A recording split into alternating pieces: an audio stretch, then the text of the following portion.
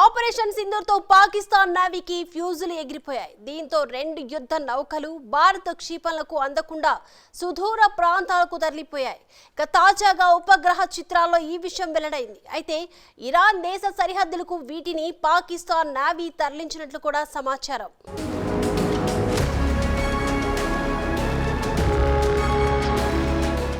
Operation Sindoor భారత బలగాల వీరత్వానికి ఒక నిలువుటద్దం. ఏప్రిల్ 22 నాటి పహల్గాం ఉగ్రదాడికి కౌంటర్గా భారత్ ఆపరేషన్ సింధూర్ చేపట్టింది. సింధూర్ దెబ్బకు పాకిస్తాన్ సైన్యానికి ఫ్యూజులెగిరిపోయాయి. ఇటు పాకిస్తాన్, అటు పాకిస్తాన్ ఆక్రమిత కాశ్మీర్ ఈ 2 ప్రాంతాల్లో ఉగ్రవాద స్థావరాలు ఉన్న సంగతి భారత్కు తెలుసు. దీంతో వీటిని ఇండియన్ ఆర్మీ టార్గెట్గా చేసింది. మన సరిహద్దుల్లో ఉండే సదరు ఉగ్రవాద స్థావరాలపై భారత బలగాలు దాడులు చేశాయి. దీంతో మొత్తం 9 ఉగ్రవాద స్థావరాలు నేలమట్టమయ్యాయి. అటు తర్వాత భారతదేశ సరిహద్దుల్లో దాడులకు తెగబడింది పాకిస్తాన్. అందుకు దీటుగా సమాధానమిచ్చింది భారత్. దీంతో తమ దేశంలోని వైమానిక స్థావరాలపై భారత్ దాడులు చేస్తోందన్న సమాచారం పాకిస్తాన్కు అందింది. ప్రధానంగా కరాచీ వైమానిక స్థావరంపై భారత్ దాడులు చేయడానికి రెడీ అవుతోందన్న సమాచారం అందింది. దీంతో పాకిస్తాన్ జాగ్రత్త పడింది. కరాచీ వైమానిక స్థావరం నుంచి కొన్ని యుద్ధ నౌకలను ఇతర ప్రాంతాలకు తరలించింది. భారత్ చేసే క్షిపణి దాడుల నుంచి రక్షించుకోవడానికి సదరు యుద్ధ నౌకలను ఇతర ప్రాంతాలకు పాకిస్తాన్ నేవీ తరలించింది. అంతిమంగా కరాచీ నౌకాశ్రయ స్థావరాల్లో ఉండాల్సిన యుద్ధ నౌకలను కమర్షియల్ టెర్మినల్స్ కు తరలించింది. అలాగే మరికొన్నింటిని ఇరాన్ సరిహద్దు ప్రాంతాలకు పాక్ నేవీ తరలించింది. ఓ ఆంగ్ల పత్రిక సంపాదించిన ఉపగ్రహ చిత్రాల్లో ఈ విషయం వెల్లడైంది. ఆపరేషన్ సింధూర్ దెబ్బకు పాకిస్తాన్ కాళ్లబేరానికొచ్చిందని, దాడులు ఆపేయండి మహాప్రభో అని వేడుకుందని ప్రధాని మోదీ ప్రకటించారు. అయితే పాకిస్తాన్లో మాత్రం అక్కడి ప్రభుత్వం ఓవర్ యాక్షన్ బాగానే చేస్తోంది. ఈ క్రమంలో భారత దాడుల దెబ్బకు భయపడి పాక్ నేవీ ఎలా పారిపోయిందో శాటిలైట్ దృశ్యాలు వెలుగులోకి వచ్చాయి.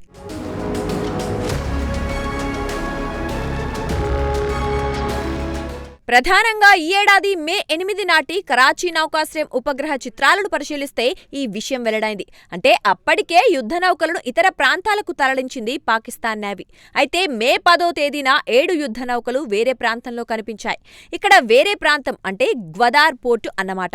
ఈ గ్వదార్ పోర్టు కరాచీ పోర్టుకు 100 కిలోమీటర్ల దూరాన ఉంటుంది. ఇతర యుద్ధ నౌకలు భారతదేశం వైపు తూర్పు వైపు ప్రయాణించే బదులు ఇరాన్ సరిహద్దు నుంచి కేవలం 100 కిలోమీటర్ల దూరంలో గ్వదార్ పోర్టుకు తరలించారు.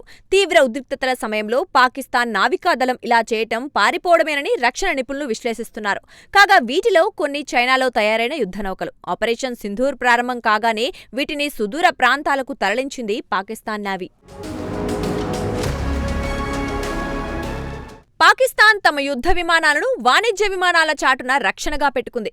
అలాగే యుద్ధ నౌకల్ని వాణిజ్య నౌకల మధ్య ఉంచుకొని కాపాడుకుంది. భారత్ దాడులు చేసి ఉంటే వారి పౌర ఆస్తులు ధ్వంసమై ఉండేవి. అంటే పాకిస్తాన్ తన పౌరుల్ని బలి చేయాలని అనుకుంది. వారి ఆస్తులను సైతం బలిపెట్టాలనుకుంది.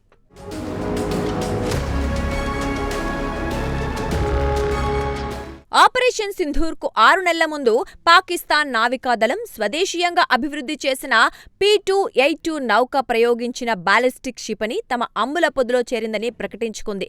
కానీ యుద్ధంలో అలాంటివేమీ ఉపయోగించలేకపోయారు. అవి ఉపయోగించే సామర్థ్యం ఉన్న యుద్ధ నౌకను గ్వదార్ ఎయిర్పోర్టుకు తరలించుకున్నారు. చైనా పాకిస్తాన్ ఆర్థిక కారిడార్కు కీలకంగా చెప్పుకునే ఈ ఓడరేవును తాత్కాలిక నావికాదళ ఆశ్రయంగా మార్చారు.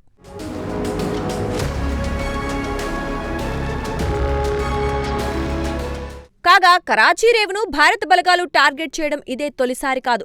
1971లో కూడా కరాచీ ఓడరేవుపై భారత బలగాలు తమ ప్రతాపం చూపాయి.